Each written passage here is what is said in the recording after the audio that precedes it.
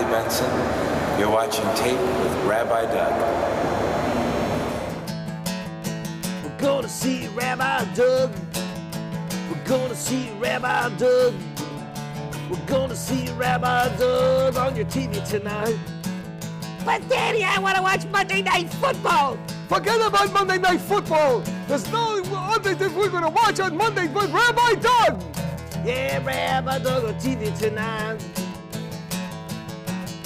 We're gonna see Rabbi Doug. Oh, everybody talk about Doug. Shalom and welcome to Taped with Rabbi Doug. We are here in Kona, Hawaii on the Big Island, and we are opening up our show today at the bat mitzvah of Michelle Dreimann from Lake Forest, Illinois, who also has a home here in Kona. How do you like living in Hawaii part of the year? What do you think about that? I love it. It's really fun. What makes meeting new people? What makes Hawaii like more special than going to another state or another country? Everybody's so nice and everybody cares for me. Now, as part of your preparing for your bat mitzvah, you also did a mitzvah project, something to kind of help the people of Hawaii and some organizations. Can you tell us a little bit about that? There's something here it's called the Ohana Foundation, where you raise money to help the Hu'olai employees with their medical care, paying for their medical care, and I raised $46,000 by creating awareness for recycling, selling reusable grocery bags, and a bunch of other eco-friendly items. Very nice. So being green is important to you. Yeah. And Hawaii is very green, so that's important too. Yeah. That's great.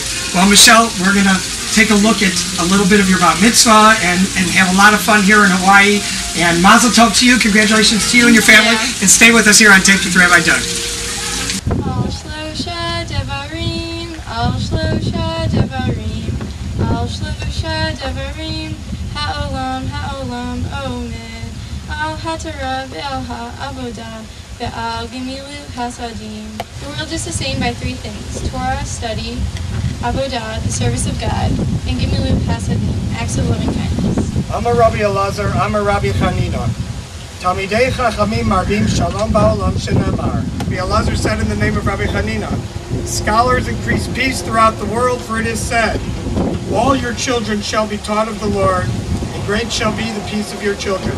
Read not here Banayach, your children, but Bonayach, your builders. For these children become the scholars that are the true builders of peace. You're watching Taped with Rabbi Doug. Welcome back. We're here once again in Hawaii on the Big Island of Hawaii, and we are at Volcanoes National Park. And you can see here that this is a steam release here on top of the volcano, and they say that this is from moisture in the ground hitting the hot lava rock below. There's actually lava flowing on the other side of the volcano. If you follow me over here, you see that it runs along. It's not just at one point. And if we look across the road here, you can see that the smoke is coming up all over the volcano where we're walking. However, the lava flow is actually coming only near the ocean. And today, people cannot get to there because there's so many gases that are being released with the release of the lava that they have blocked off those areas for many automobiles. However, I believe hikers can actually make it down there. But this is even going on in the middle of the roads. You can see smoke coming up all the way down. So stay with us here in Volcanoes National Park on the Big Island of Hawaii. We're at Mauna Loa, the world's largest active volcano here on the Big Island of Hawaii in Hawaii's Volcanoes National Park. The summit of Mauna Loa stands 20 miles ahead of us. It reaches 13,677 feet above sea level and more than 31,000 feet above the ocean floor. It's 10,000 cubic miles. Mauna Loa is the largest mountain on Earth. The volcano's great mass is being built by successive flows of hot molten lava. The thickness of an individual lava flow is about 12 feet. Mauna Loa is classified as a shield volcano, a volcano with gently sloped sides resembling a warrior's shield overturned. During the last 100 years, the volcano has erupted more than 18 times. The next eruption could occur any time. Right here is a picture of this 1984 eruption up into the sky.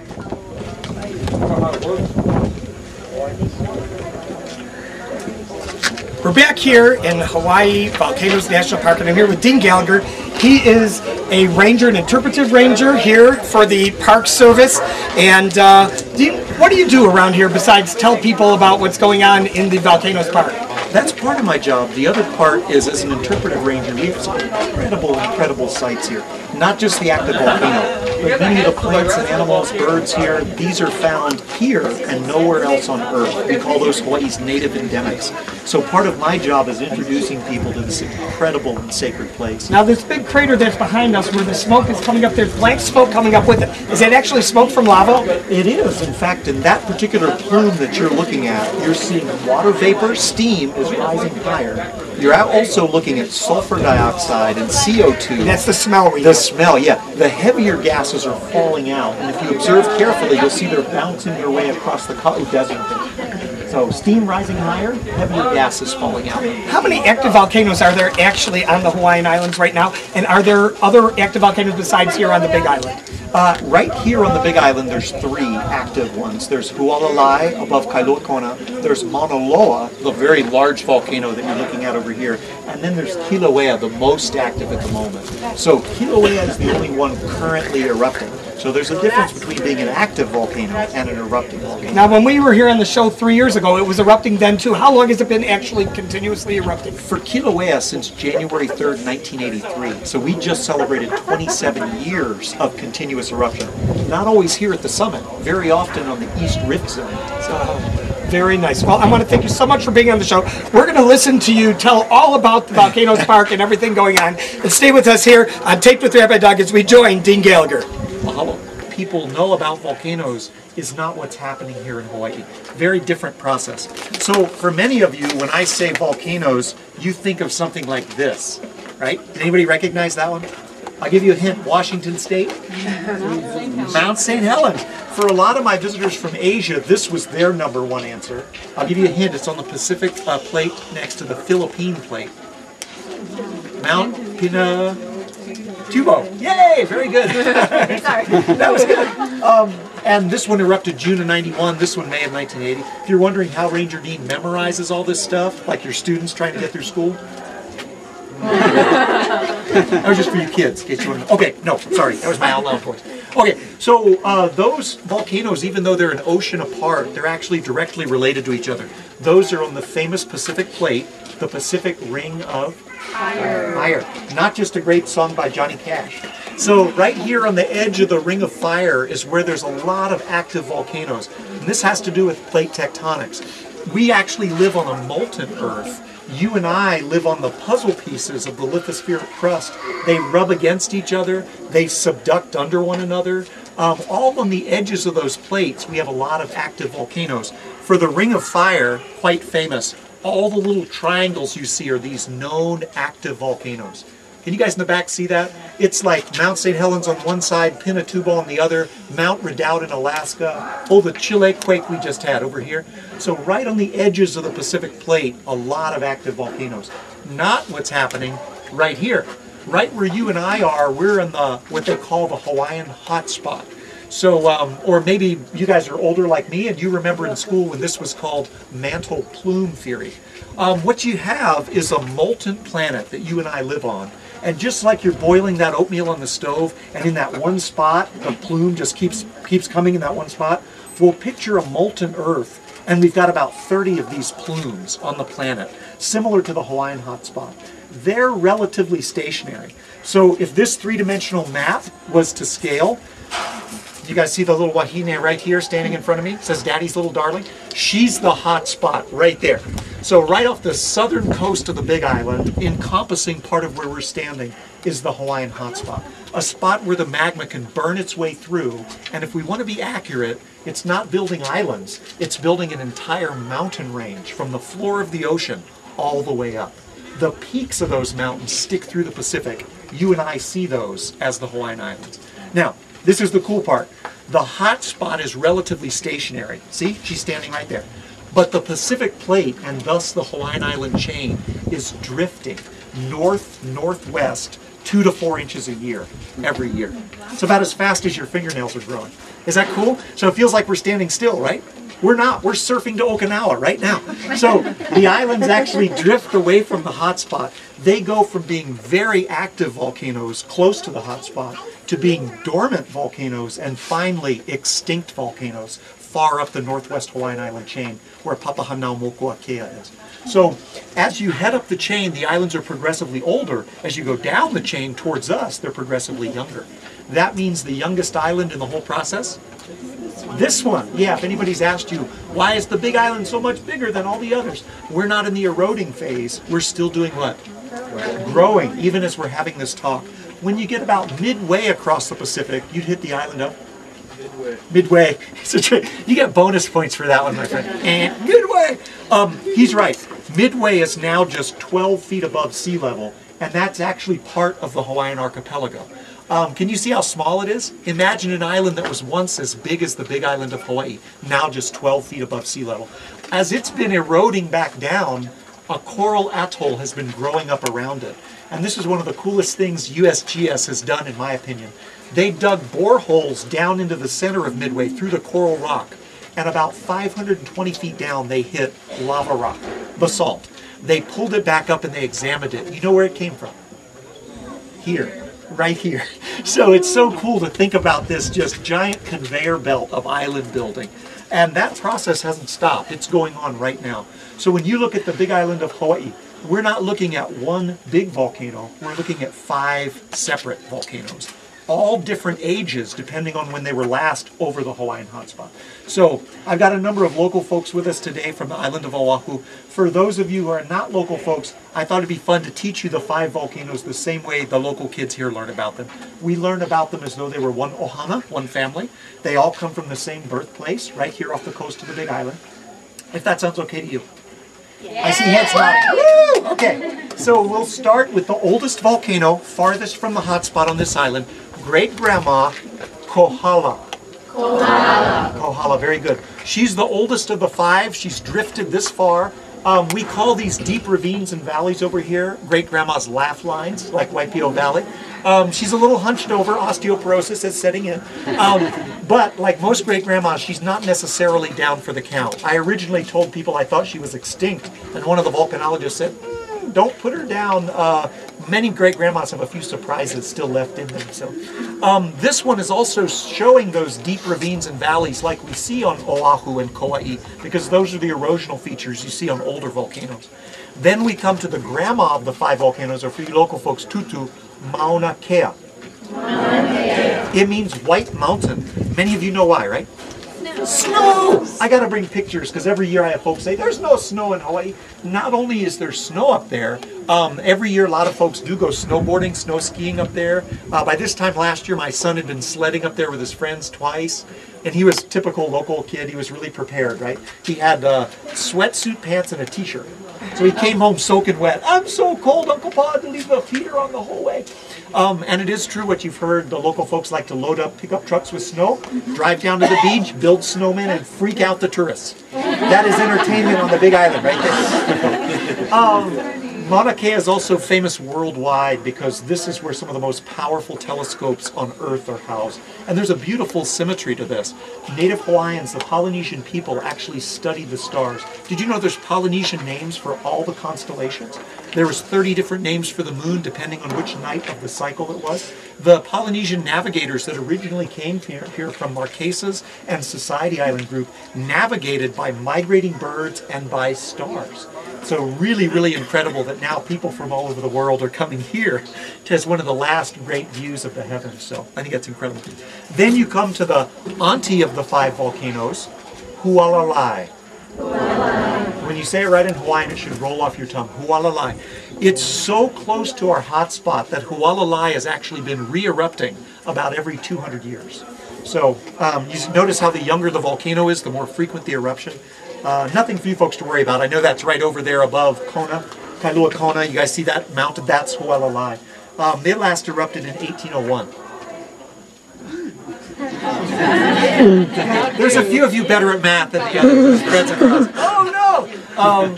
Actually, this is one of the ones the geologists are closely watching. one of our scientists in charge here, Jim Kea.Akaka, he'll be doing a special After Dark in the Park program next Tuesday right here at the Visitor Center, free to the public, to remind especially the residents of the Kea.Akaka area, this is an active volcano. It's just not currently erupting. But we want to keep people abreast of the fact that this is something that regularly does erupt. Then you come to the mom of the 5 volcanoes, the one you guys are looking at right here, Mauna Loa. Very good. It means long mountain. If you follow that mountain all the way to the seafloor, it's over 120 miles across its base. It's so massive, it's actually bowing the crust of the earth. 13,677 feet. That's just the part above sea level. But typical of Hawaii's young shield volcanoes, the slope is so gradual, you don't realize the massive mountain you're looking at. So I thought it'd be kind of fun to put that into perspective for you. Now, there's people, like 80% of the state population lives on this one little tiny island. And I'm not going to try to put it down or anything, but it's got places like Honolulu, Waikiki, Diamond Head, North Shore, Polynesian Cultural Center. You guys know where all those places are located? Yes. What island? Oahu. You can fit the entire island of Oahu right in the top of Mauna Loa. So if you guys have ever seen those maps on the airline magazines where they fit all 7 of the other islands within the landmass of there, just picture the island of Oahu fitting into the top of that mountain. And it'll give you an idea of the immense size of Mauna Loa. This is actually considered the largest, most massive volcano. I was doing a talk like this and one of the geologists came out to listen to the talk. He was standing in the back of the crowd. And for those of us who work here, by the way, as rangers, that's intimidating when like a top geologist in the world is listening to your talk. And I got to this point and I said, and that's the largest, most massive volcano. And he did this to me, he did this. I said, sir, he said, you can trust me, I'm a geologist, that is not the largest volcano. I said, really? He said, no, sir, Olympus Mons is the largest. Now, of course, we have to fact check everything. I was like, how did I miss that? I went and looked it up thinking maybe it's in Greece. He was right, I was wrong. You guys know where Olympus Mons is located? Mars. Mars! Are you a geologist? No. Oh, okay. You slept at a Holiday Inn Express last night? Okay, that's right. So they're very picky geologists. So now I tell everyone that this is the largest volcano on Earth. If you want a bigger one, it's the next planet. That one. So, Mauna Loa is so close to the Hawaiian hotspot that we see her magma chamber recharged and she re-erupts about every 20 years. Do you notice the young volcanoes close to the hotspot, frequent eruptions? Again, nothing to worry about. Last erupted in 1984. We're shaping up for the trifecta here at home. So I thought I would take you guys back to 1984. Just so you know, I had more hair back in 1984. So did you, right? Yes? He still has his hair. What's the problem? How about you? Yeah, see, just me. I got this. I don't know what to do. So, I was living over on Maui at the time. That's where I was raised part of my life. And I was working in Lahaina at Crazy Shirts. One of my good friends comes in. He says, Dino, the volcano's erupting on the Big Island. I said, it's not a big deal. Kilauea been erupting for over a year. He said, not Kilauea. Mauna Loa is erupting. I was picturing 50% of the Big Island. Everybody's downhill. I said, are they evacuating? You guys know what he said. This is Hawaii. No, we're all going over to see it. I didn't go over to see it that day in '84. But what started as a summit eruption up at Mokuaweoweo Caldera, right up there, made its way into a flank eruption heading towards what city? Hilo. Hilo. The lights of Hilo from 1984. And you guys in the back see that. This picture was taken from the city, just looking right up behind the city. On the slopes of Mauna Loa, the flow came within 5 miles of the city of Hilo, within 2 miles of the first houses. And sometimes I get local folks from Hilo up and they'll say, oh, I was there. And I'll say, Auntie, tell them about it. What was it like? So one of the ladies said, we were listening to the civil defense every night. And I said, what were they saying? They were saying, situation normal, nothing to worry about. Go back into something. They said the flow was moving slow enough that there would be time to evacuate the city if need be.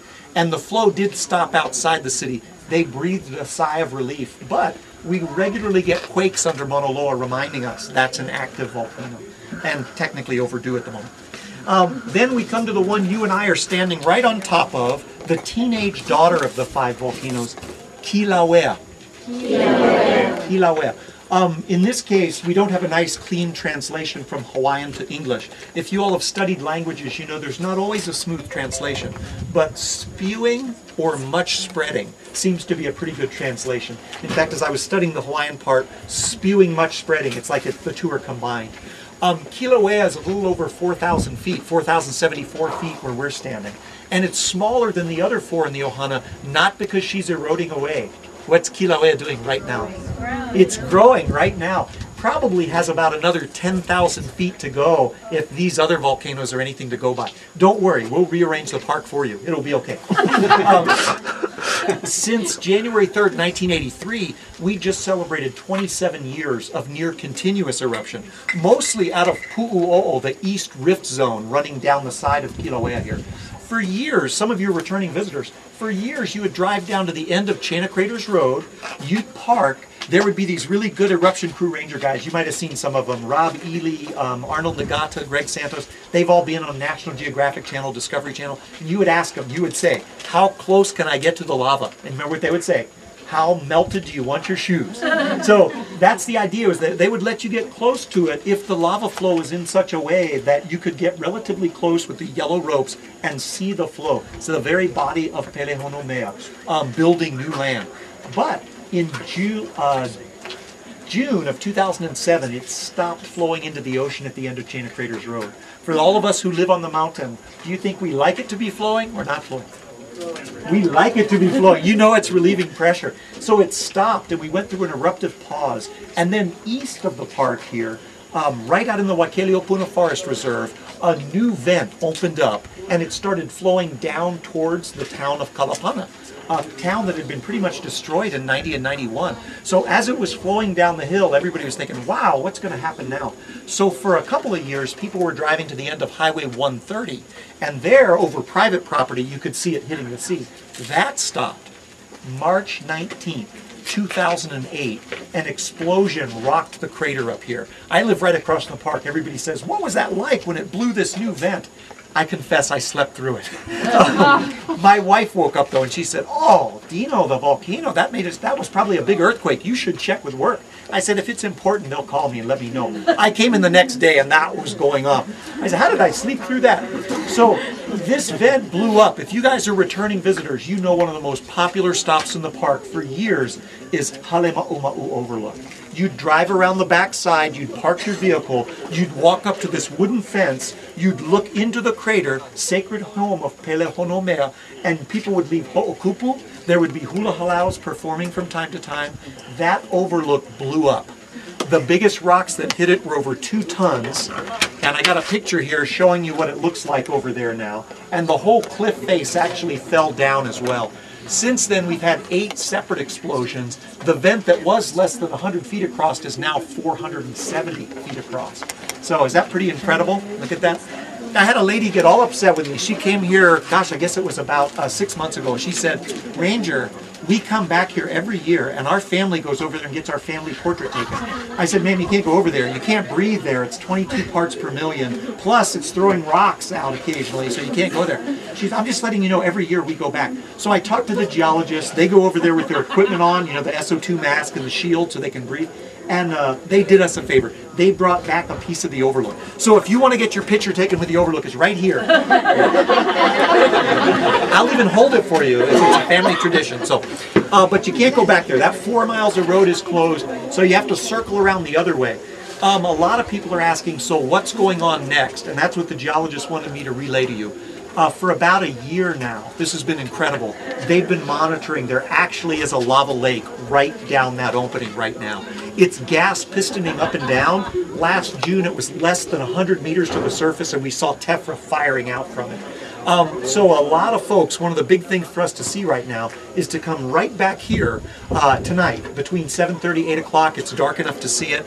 And not only will you be able to see a glow like this from right where you're standing, that vent, but as it gets darker, a lot of people zoom in with their cameras and get shots like this. Pretty spectacular. So that's the lava lake right down there, rising and falling. It won't be constant. It'll get brighter and dimmer as it overturns. So really a pretty incredible time to be here. So everybody's asking, what is it going to do next? It's been on CNN because they're saying, hey, this is technically a summit eruption. We haven't seen a summit eruption since 1982 up here. And typically Kilauea's summit eruptions are spectacular. The answer that I asked Don Swanson, I said, what's it going to do next? And he gave me this one. So if you're a PhD, you can do this. So I don't know what it's going to do next. That's my answer for you. I can tell you that it is pretty exciting to be up here in the evenings watching it rise and fall and glow. The other exciting thing is that it is shaping up to potentially be a surface lava flow that would fill in the crater floor. And the reason that's exciting is if you know anything about the history right where you're standing, those surface eruptions have been phenomenal. This one is looking similar to the 1971 summit eruption. A lot of seismic activity right underneath. In 71, folks were gathered right here like you are. All the seismometers inside start shaking. You guys know what that means, right? From the magma chamber underneath us. The floor of the caldera ripped open. Curtain of fire started coming out. Did we evacuate the park? No! No! Everybody came to see it. So here's a picture from 71, right where you guys are standing. So if you guys can see that. I just love this photo because they're all looking out onto the caldera floor. You young people, you don't know what this was like. This is the 70s. This is the disco years. For you older folks, can you remember the white cat eye glasses and the bouffant hairdo? Yes. You see that? My mom had one. She had to spray that thing, and it was flammable. For us guys, it was the tennis shorts and those white tube socks. They're coming back. They're coming back. This is him, by the way. So, no, I'm just kidding. So I'm hoping for a replay of this, but with better clothing. That would be pretty awesome, and that's what Kilauea is doing right now. Best chances for viewing right here after dark. Also at the end of Highway 130, when you look up on the hillside, there is a lava flow coming down, but not hitting the ocean at the moment. If everything I shared with you today is true, boy, I hope it is, because that's what they wanted me to tell you. What should be coming up from the ocean floor right off the southern coast of the Big Island? Another island is on its way up. One of the names for the baby of the family is Loihi. The other name is Kama'ehu. Loihi means long in time, and in 1955 the geologist asked local Hawaiian people, they said this volcano is not going to be up above the Pacific for about 50 to 60,000 years, and of course they responded, Loihi, long in time. So that was the name that stuck, but it didn't go through the formal naming process that you often hear with kupuna councils. So later on it was called Kama'ehu. So if you ever hear the two names, that's what it is they're both chosen. So I won't be around to settle the debate of what this is called, since it'll be 50,000 years from now. But if you're like me and you're impatient and you want to see what the new island looks like, the Pisces 5 research submersible, it's a famous Hawaiian research submersible, it went offshore, dropped down to the summit of Loihi, and they brought back a piece of the pillow basalt, and it's on display inside right here, and it's not locked up in a case. You can actually touch it, get your picture taken with the youngest Hawaiian island on its way up. So I hope you guys find this stuff as fascinating as I do. You're here at a beautiful time. Mahalo nui.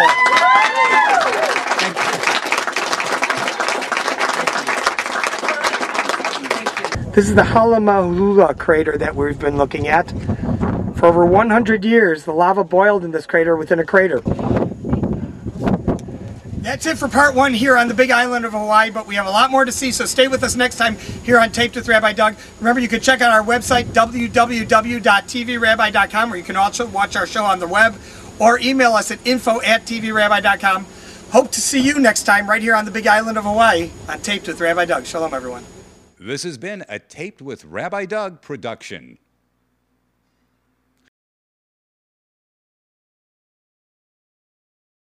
Hi, you don't know who I am, but I'm Tony Lasano.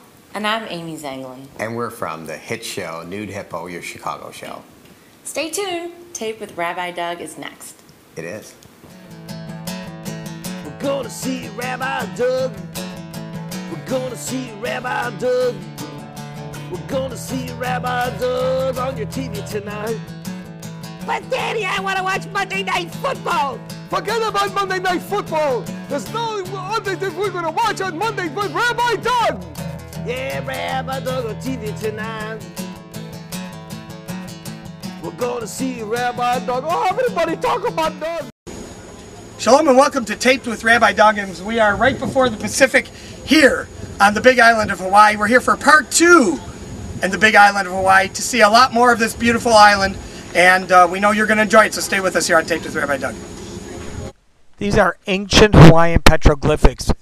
This is considered holy land, and what's written on it is considered to be holy. And you can see some of the writing here on these rocks. Very, very ancient, and it is illegal to actually walk on them or take anything from them. These are really something very special.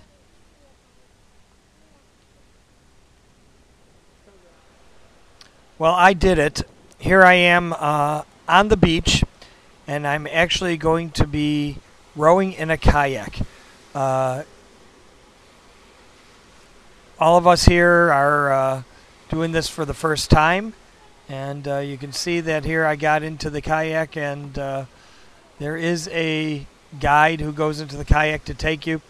It was really an amazing experience because when I went in this kayak, we rowed all the way around to a little private beach area which had no lava on the sand. Interesting, everywhere you go, of course, there's lava. And there was no lava on the sand. It was clear as can be, and I went snorkeling and saw an amazing amount of colorful fish under the water. It was really something else, and it was fun. And you can just follow me along here as I row my boat gently down the Pacific Ocean.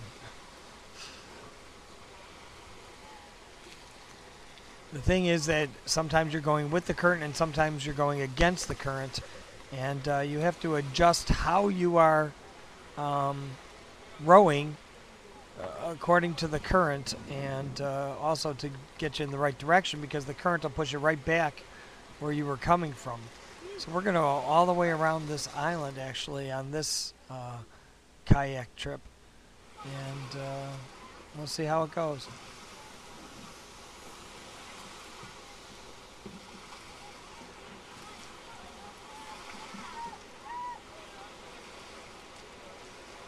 The kids even had rows and helped row a little bit that were on the boat.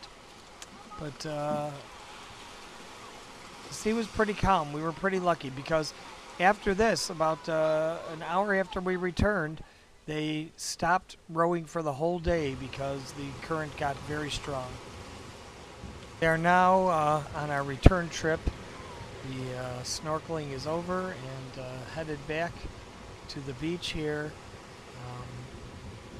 It was really quite an experience. First time I've ever gone kayaking, and caught it on film.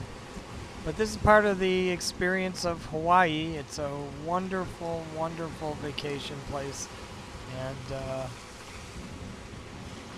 stay with us here on Taped with Rabbi Doug, because a lot more coming from the Big Island of Hawaii. I am American. I am an American. I'm an American. I am American. I am America. I'm an American. I am American. I am an American.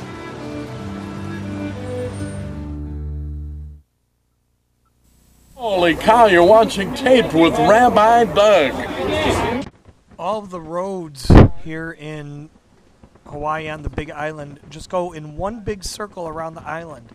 So I'm just taking you around there a little bit right now.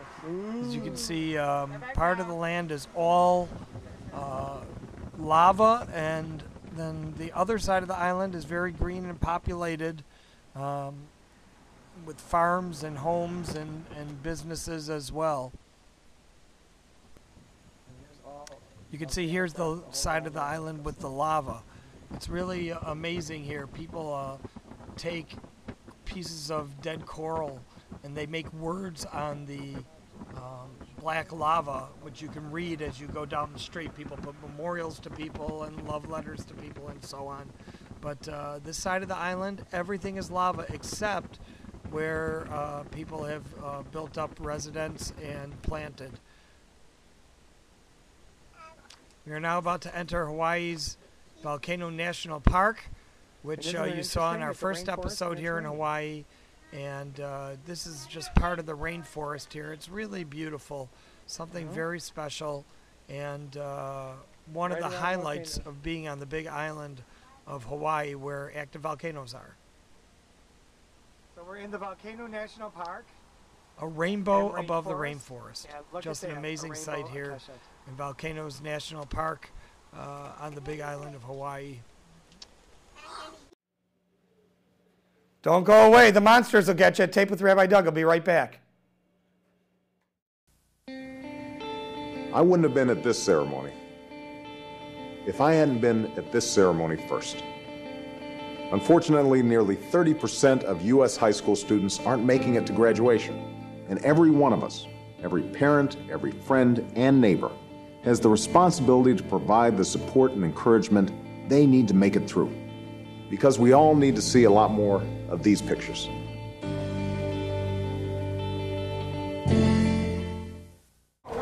I'm State Senator Jeff Schoenberg, and you're watching Tape with Rabbi Doug. We're here in the Hawaii Craters Park on the Big Island, and we are at the lava tube entrance. We're about to go into a tube caused by lava flowing and making a tube. And it's like a tunnel, so stay with us as we enter the tunnel. This also is a rainforest, and you can see the trees in the rainforest. Last time we were here 3 years ago, it was raining, but today it is not.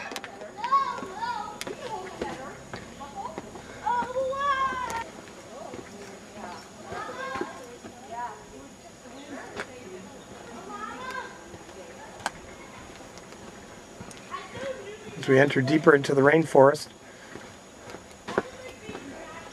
which is a crater down here caused by ancient lava flows. We are approaching the lava tube. We're now about to enter the lava tube, this ancient tube caused by the lava flow, which caused a tunnel. So stay with us in the tube.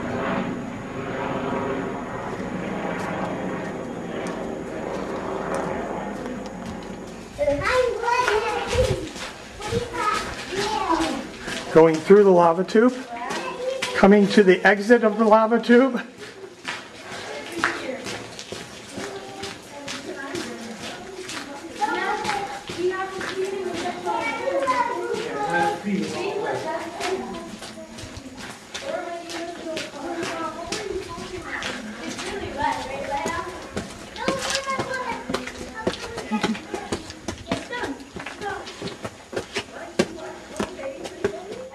Stay tuned. Taped with Rabbi Doug. We'll be right back.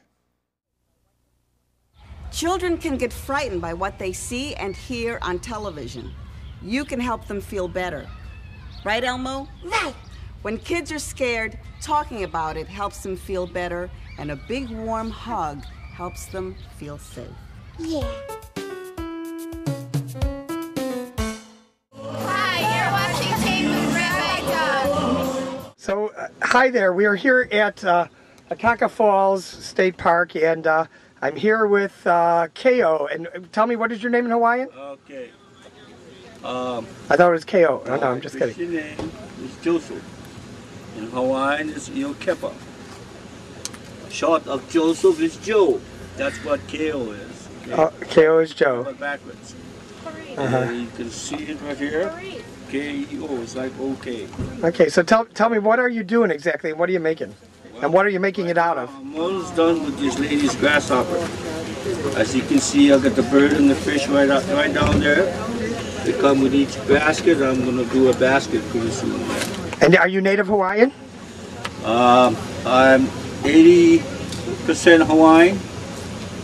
I'm part German and part Chinese. And were you born in? These came to Hawaii on my dad's side. They were brought here on those big ships. They were known as indentured servants to help the sugar industry. And then when they came here, they were at the bottom of these big ships and never saw daylight until they came to Hawaii. Because it was so filthy at the bottom of the ships. When they reached land, they were pushed off the boat, they had to swim to shore. And then they had to be regrouped. Well, this guy called Aso Leon, on my dad's side, when he got to shore, he ran from the group. He was recovered later. He was hidden by in the back of White Peel Valley. Wow, so that's aggressive. Directions to that, right? Yep, you should be. Okay. I need a photo with you. Yeah. On my mom's side, the first German missionaries. There we go.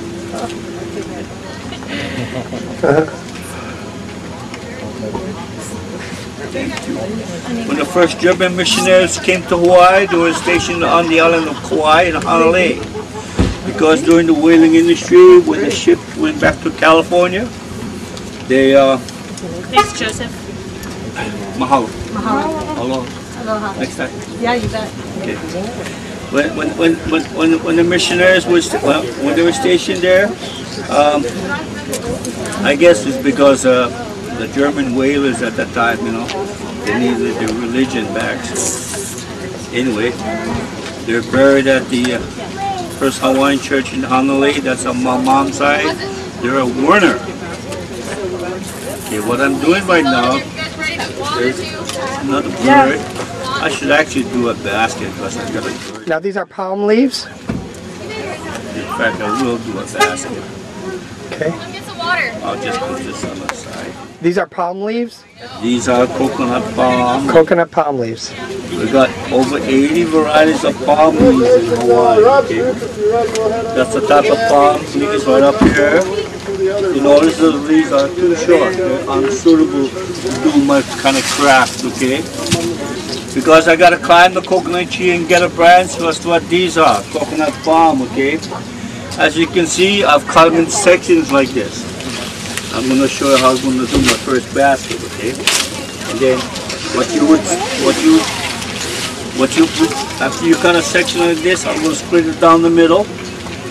One side would be left-handed, the other right-handed. Of course, you gotta learn to do both sides so you don't go one way all your life, okay, guys? Nói Việt Nam, ba mươi năm. Ở Việt Nam á.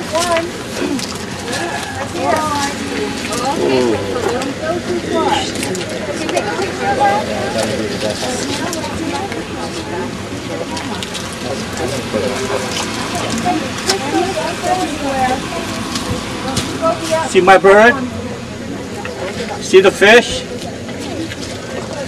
I had a grasshopper, but it's gone. Maybe when you come back from your walk, I might have time to do another grasshopper. What I'm gonna do is a basket. This is coconut palm leaves, okay? Something like this takes 6 to 7 months from now before they're completely dry. When they do brown and dry, this basket I'm going to make, it'll last 10, 12, 15 years, perhaps way longer than that, okay? Because it's so stiff, it can't bend, okay? So what I'm doing is I'm going to tin it out so I can bend it properly. Okay, let me see if I got this. Yeah, bend it. Okay, hold on. Yeah. How long does it take you to make a basket from the beginning? I've got it. If you walk around the park, when you come back, I should be done with this basket. All right, then that's what we'll do, and we'll be back. Okay. Welcome back. We're at Kea.Akaka Falls State Parks, which is the waterfall park just about 10 miles away from Hilo, here on the big island of Hawaii. And let's go down and take a look at the waterfall park. Just a picture of the beautiful surroundings here in the Kea.Akaka Falls State Park. The first set of falls we come across are just these little falls in the rocks which come running down and eventually run into the Pacific. But we're going to see a lot more than this. These falls are called Kahuna Falls here in the Kea.Akaka Falls State Park, and I just want to get a little close up here. This is one of the smaller falls. Okay.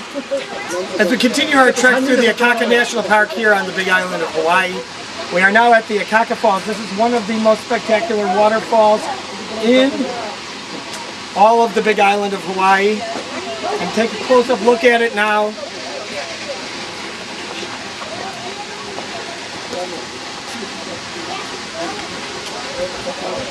And you can see it's very, very far down where it hits, and that water runs into the Pacific. Now if you look at a little bit to the left, you'll see a smaller fall running along the mountain. And a little bit to the left of that, through the trees, another smaller fall through the mountain.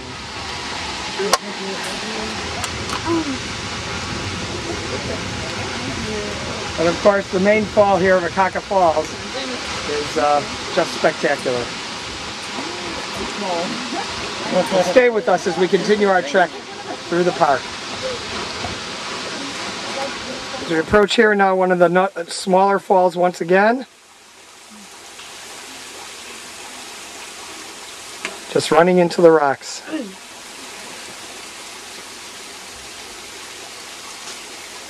And we move on.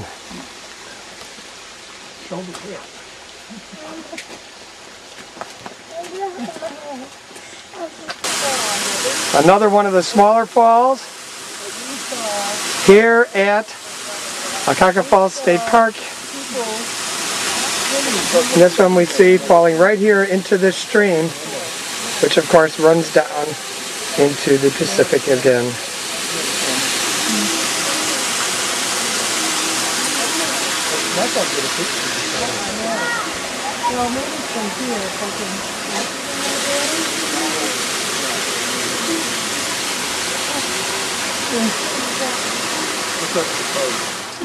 The water is running all over the rocks from the top of the mountainside, which is actually Volcano side. You can see it runs down in a number of different places, even small places right here next to us as we walk down the path.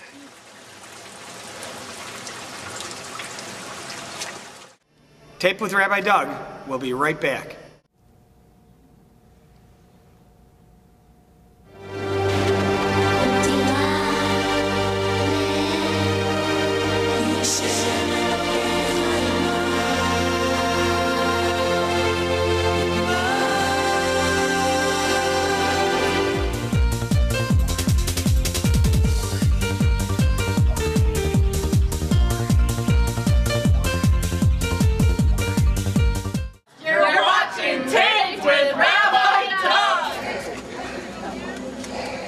And here we are back with Keo, and this is the basket that he just finished making out of these coconut palm branches. Beautiful. You say that basket will last 10 or 15 years, huh? If you don't abuse it. Wow, beautiful. How much are they? It's already spoken for. You gotta wait 2 baskets before I do one for you. I got this one here. And one more to do after this, if you have the time. Brown. I had a lady that came back from Excuse me. She took some more baskets home. Her basket stayed. And then if you're like in California or Arizona where it's required, that's it. Well, that's it from Akaka Falls State Park, and that's it from this episode here in the Big Island of Hawaii. Remember, check out our website, www.tvrabbi.com. You can also watch our show on the web. And also, if you want to email us, info@tvrabbi.com. Thanks for being with us here in the Big Island of Hawaii. Hope to see you next time, right here on Tape with Rabbi Doug. Shalom, everyone.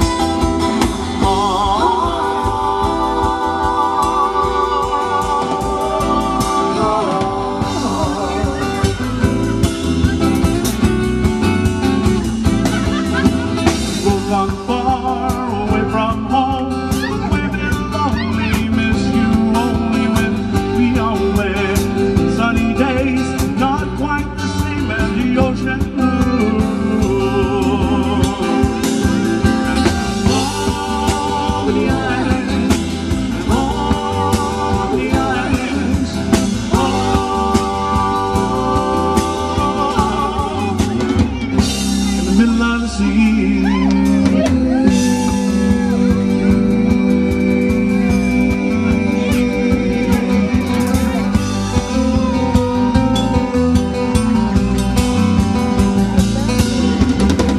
happy guys named Trumpet Skies, living the life of the gypsy musician, and his heart on our head, the lady of our hearts, miles and miles and miles away.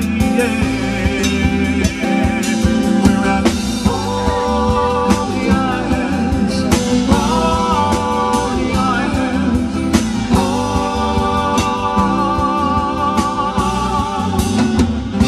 in the middle of the sea.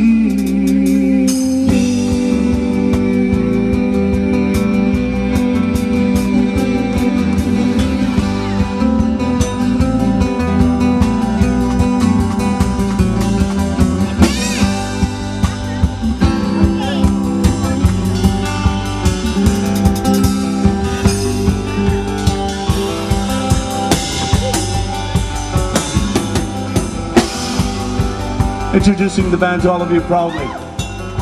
We currently perform here at the Four Seasons Beach Street Restaurant on Sundays, or should I say Saturdays, Sundays, and Mondays. We seem to be the chosen band every year for the 4th of July and also for the New Year's Eve celebration.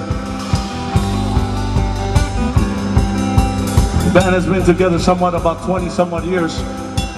Members have changed, but the music stays the same.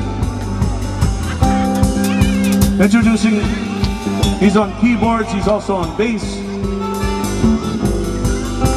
He's the lead singer of the band, ladies and gentlemen.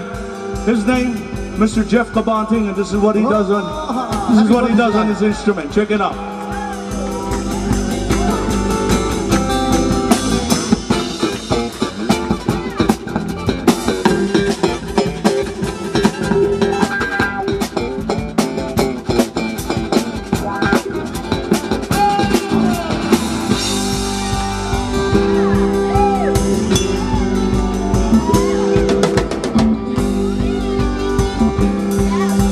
I introduce myself because I'm the guy that can't play the guitar too good.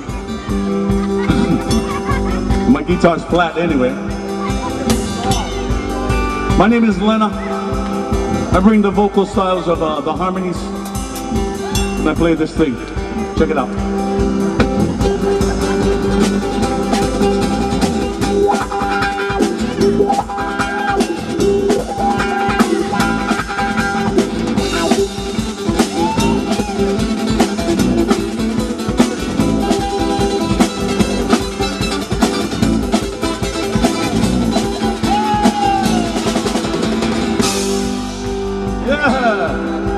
Every now and then I can do that. Ladies and gentlemen, on drums. He currently performs here on Tuesday nights with Brother Kevin and Brother Kunia. You can catch their act down here. He's one of the talented drummers in the islands of Hawaii. He brings himself from Montana. From the Blackfeet tribe, ladies and gentlemen. He's our true American. Check it out.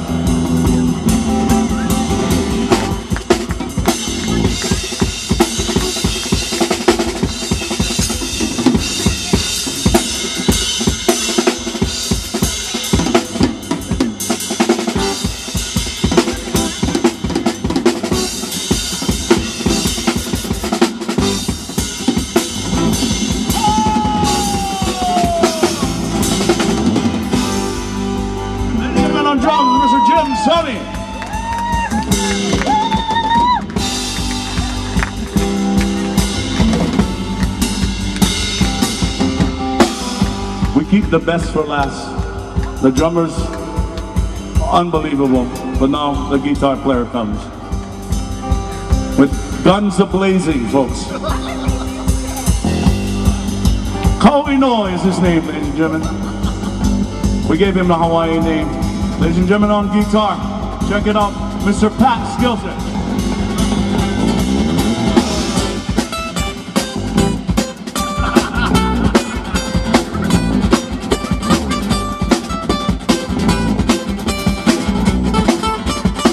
All right.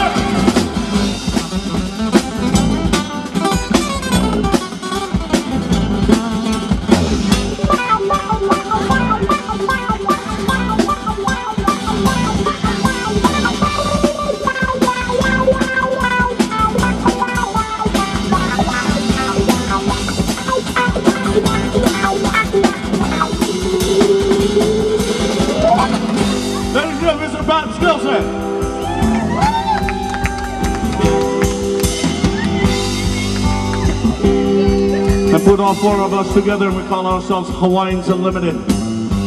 Bunch of Hawaiian guys that just can't get enough music in them. This goes out to you folks. Thank you. See you later. Here we go.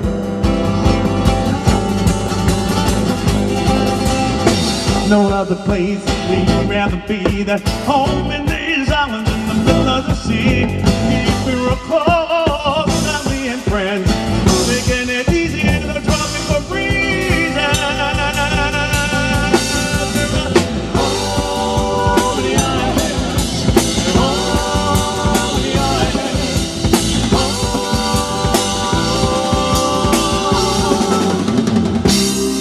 in the middle of the